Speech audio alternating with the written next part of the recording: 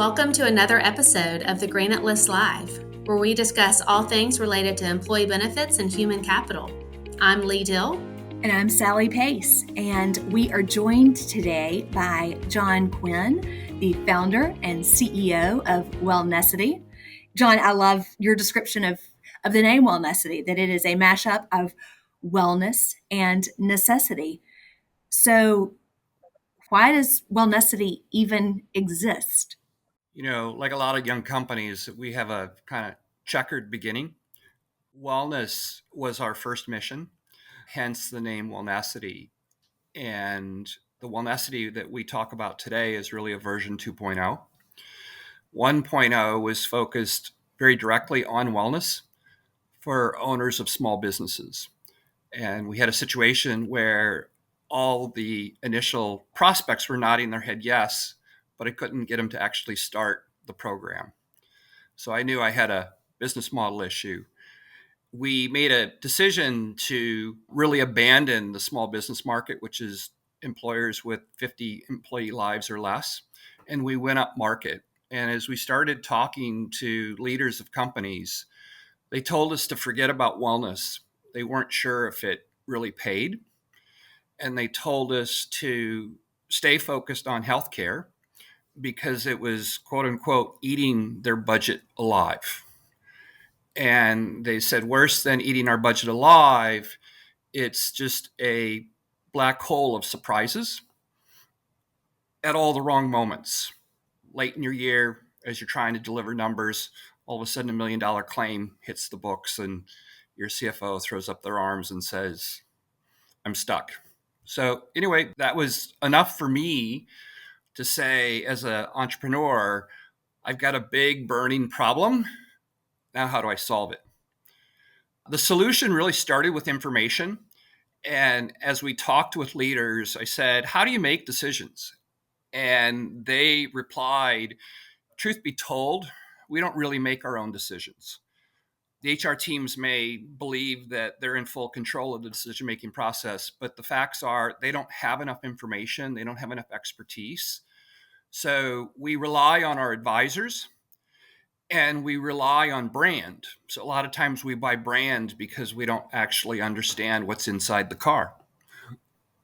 The problem with that is we recognize that everybody's playing against us and we're writing some pretty big checks.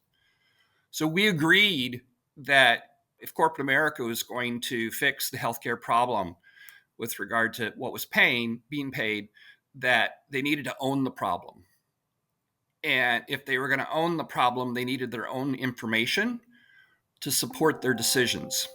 And that was literally Wellnecity's jumping off point for version 2.0 is better information in the hands of employers working out towards the health system to, as we like to say, help them become better buyers of healthcare.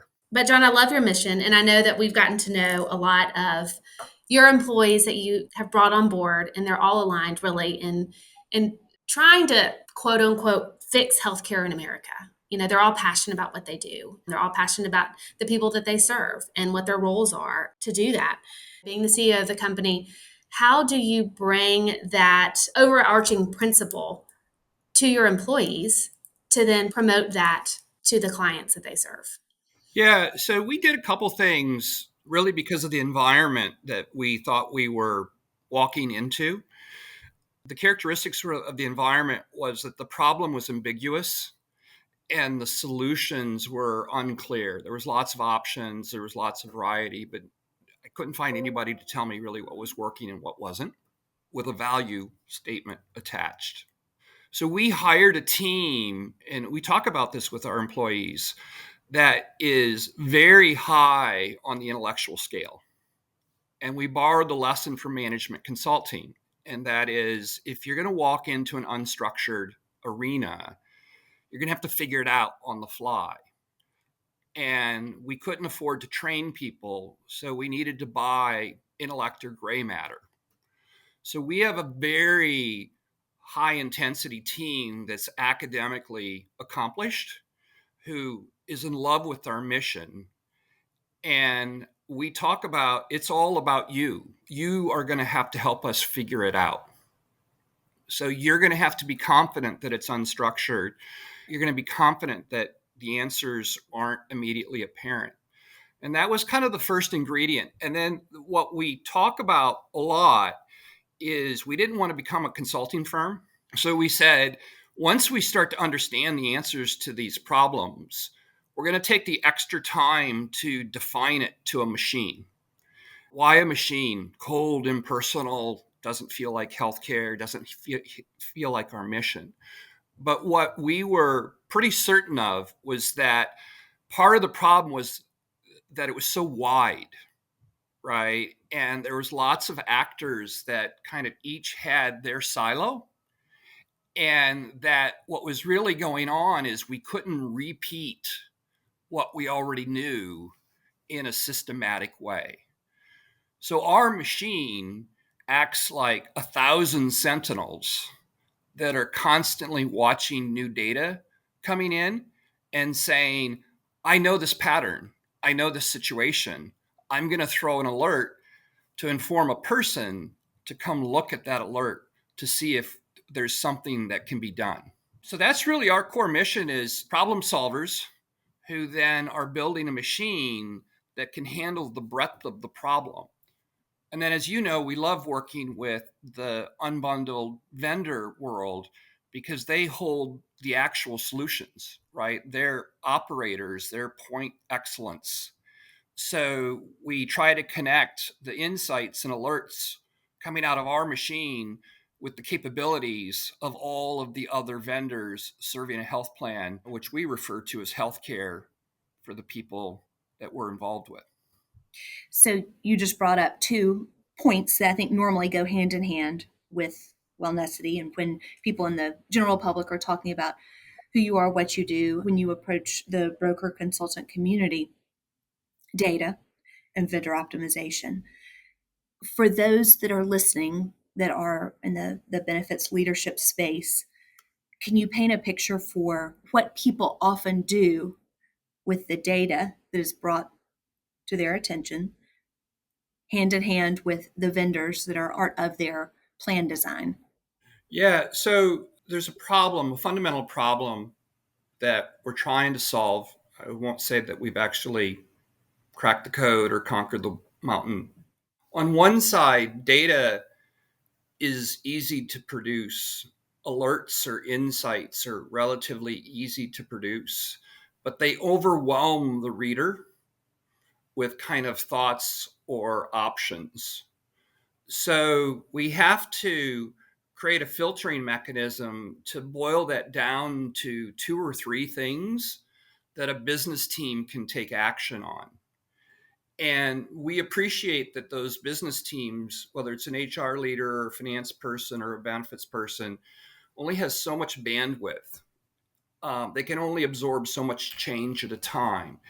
And their situation is unique enough that we need to let them set the priorities. So what we pride ourselves is I can give you 10 options backed up with data, and I can help you decide what 2 or 3 options you may want to move forward with. And you can trust that those 2 or 3 options are valid because of the information that we've brought, the facts that we've brought, and that I'm objective because I'm not being compensated by any one vendor. That was really important to us, that we had high objectivity and that the options being presented were done for the sake of the client and based on the facts, not based on how much commission I was going to get or whether this was an internal panel that I needed to promote. So that's how we think about data and information combined with decisions, combined with vendor options to pursue. And your ultimate goal, and really why you're doing this, is because you feel that healthcare in America is broken and you want to fix it. I love that that's your goal. It's not just building a great company. Can you tell us a little bit about how you're doing that? I kind of think of us as an orchestrator. So by ourselves, we can't play anything, right? We can't play any music because we don't have the individual actors. So we think about all the vendors, all these solutions that are in the market, as really the answer to better healthcare. The problem is there's so many options, given a client situation, how do they fit together? It's a bit of like a Tetris puzzle. So we think about what are the options? How do they fit together? How do we orchestrate an answer that delivers better healthcare for members? And that's our frame. We would love to reach across to the provider world. We're working hard on doing that. We're not there yet. So if I said my original vision or mission is how do I bring patients and provider closer together, the sad reality or the frustrating reality is all I'm really doing is helping the patient right now, and I have a really hard time connecting to the provider, truly building that link. So unsolved territory. Stay tuned for more to come. We'll be back in a What couple in a That's couple right. years and see how you've solved that puzzle. Well, I appreciate the time. I know that often you are introduced to a group through a consultant that already has a set of solutions. So I appreciate the picture of what could be, but what happens when you are handed what is? I'm a broker, consultant, I've got my plan together. I want to use you as the data partner. Can you spell that out for our audience? Yeah. So I would say a couple things. So, A, who do we appeal to? Well, we've learned it's not about the right process or channel, the right kind of partner, but it's really more about the right personality or mindset. And if you go there in both the advisor world and the client world, there are subgroups that are extremely frustrated with the status quo and they're not willing to leave it the same.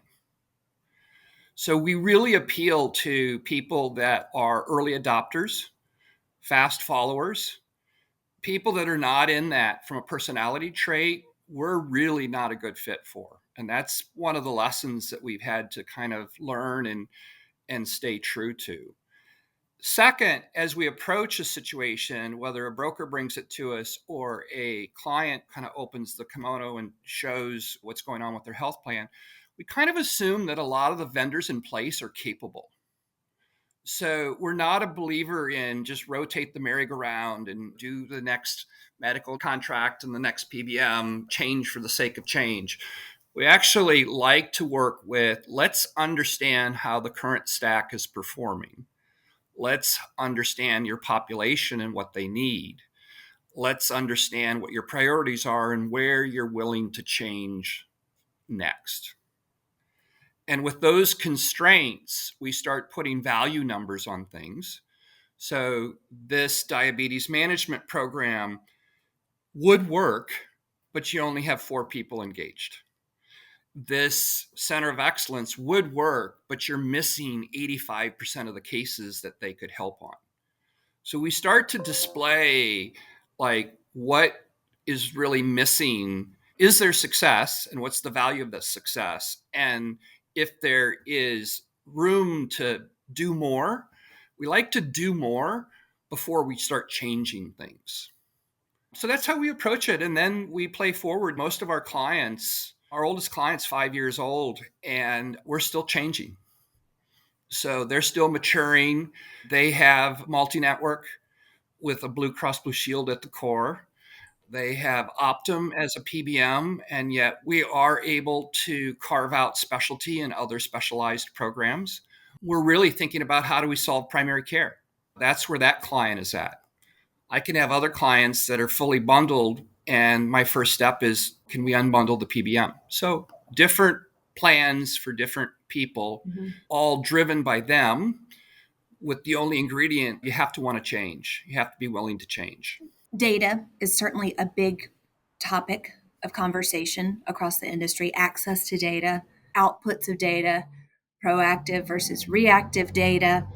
There are groups out there that are simply just data warehouses that provide backward looking reporting to brokers, and they've built really big businesses around that. So talk through some of the key differentiators at Wellnecity.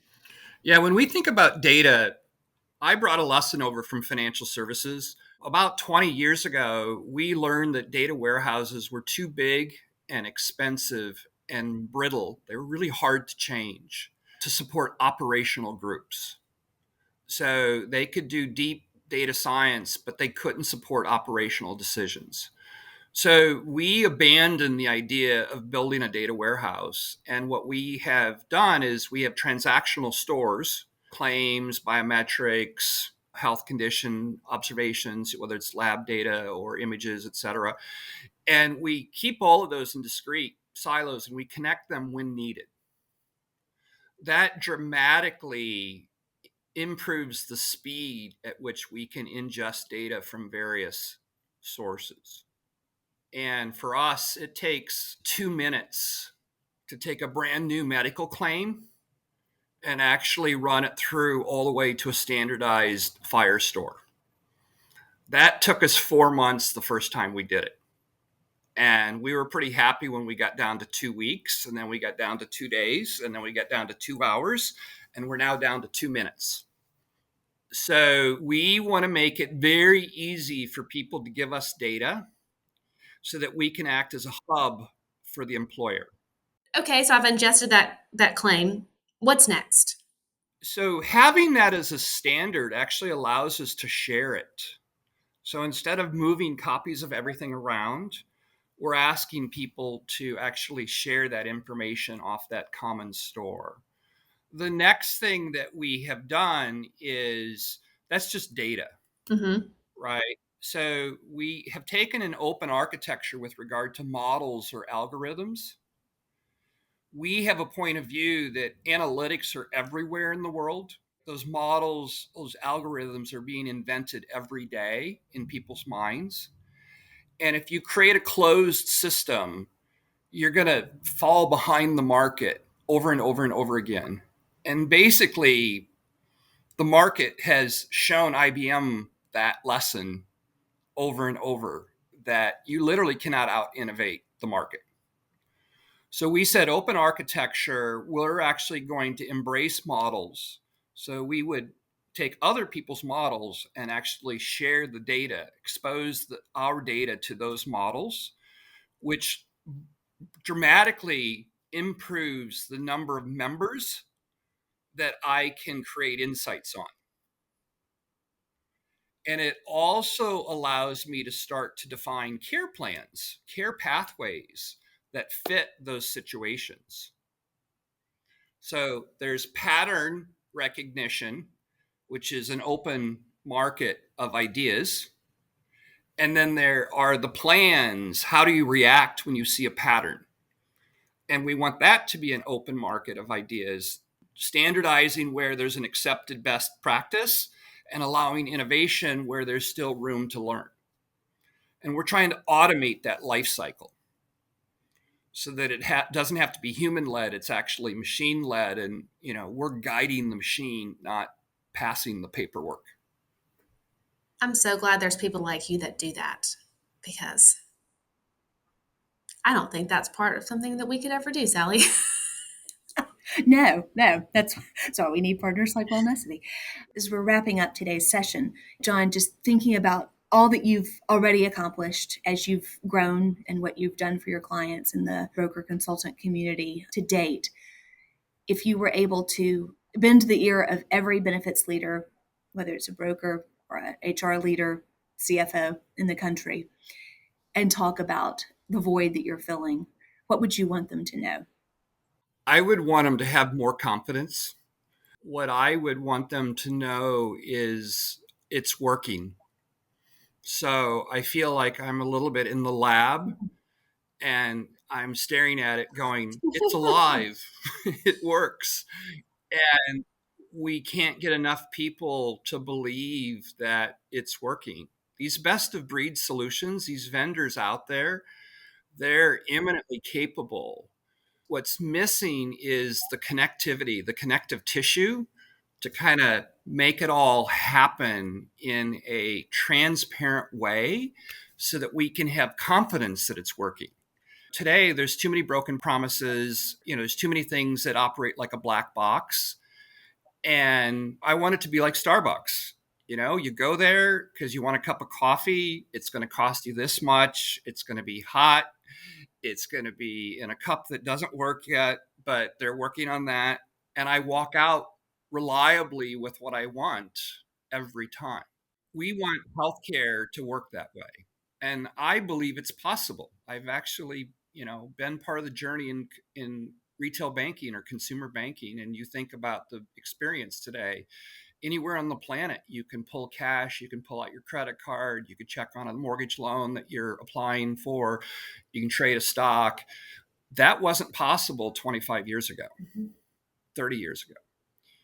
I think healthcare can operate with similar reliability or consistency, and I think we need people to have confidence that change is working. Great answer. Well, thank you very much for joining us today. Thank you all for listening. And we know certainly Wellnecity is a verified vendor proudly featured on the Granite list. You also have your own independent website. So if folks want to learn more, where should they go? You can see us at wellnecity.com, and that's spelled WELLNECITY. We learned through pain that there's another misspelling out there that looks like us. The site's going under renewal, thanks to some marketing genius that's at our side. And you can also see us on LinkedIn. So we're getting better and better at expressing ourselves and sharing our voice. And we look forward to that process. And you can call me, 704-898-3191. I'm a founder, and I respond to opportunity and interesting people. I can vouch for that. I mean, not that I'm not calling myself interesting, but yes, you are very responsive. And thank you for letting us be part of your megaphone as you're sharing the word. Thank you for joining us for another episode of the Granite List Live. Thank you for listening to this episode of the Granite List Live. Access our entire library by visiting your favorite podcast venue or subscribe on our site, thegranitelist.live.